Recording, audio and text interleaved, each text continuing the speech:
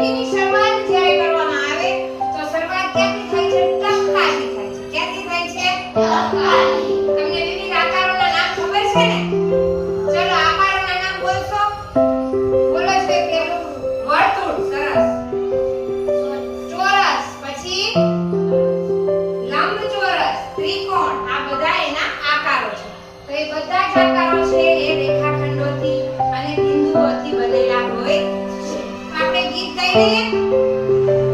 ભૂમિતિના પાયાનું ગીત છે. તો શરૂઆત ભૂમિતિની ક્યાંથી થાય છે? ભૂમિતિની વાત કરો ભાઈ, શરૂઆત બિંદુથી થાય છે.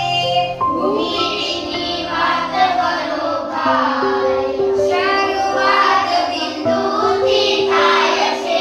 ભૂમિતિની વાત કરો ભાઈ, શરૂઆત બિંદુથી થાય છે. ભૂમિતિની વાત કરો ભાઈ, શરૂઆત બિંદુથી થાય છે. બિંદુઓ ભેગા મળી બની એક રેખા. બિંદુઓ ભેગા મળી બની એક રેખા. બિંદુઓ ભેગા મળી બની એક રેખા. બિંદુઓ ભેગા મળી બની એક રેખા. રેખાના બિંદુઓ જાય એક ધારા. રેખાના બિંદુઓ જાય એક ધારા. રેખાના બિંદુઓ જાય એક ધારા. રેખાના બિંદુઓ જાય એક ધારા. બંને બાજુએ તો જાય તેને રેખા કહેવાય છે. બંને બાજુએ તો જાય તેને રેખા કહેવાય છે. બંને બાજુએ તો જાય તેને રેખા કહેવાય છે. બંને બાજુએ તો જાય તેને રેખા કહેવાય છે. ભૂમિતિની વાત કરો ભાઈ, શરૂઆત બિંદુથી થાય છે. ભૂમિતિની વાત કરો ભાઈ, શરૂઆત બિંદુથી થાય છે. કિરણની વાત કરો ભાઈ, એ પણ બિંદુથી થાય છે. કિરણની વાત કરો ભાઈ, એ પણ કિરણથી થાય છે. કિરણની વાત કરો ભાઈ, એ તો બિંદુથી થાય છે.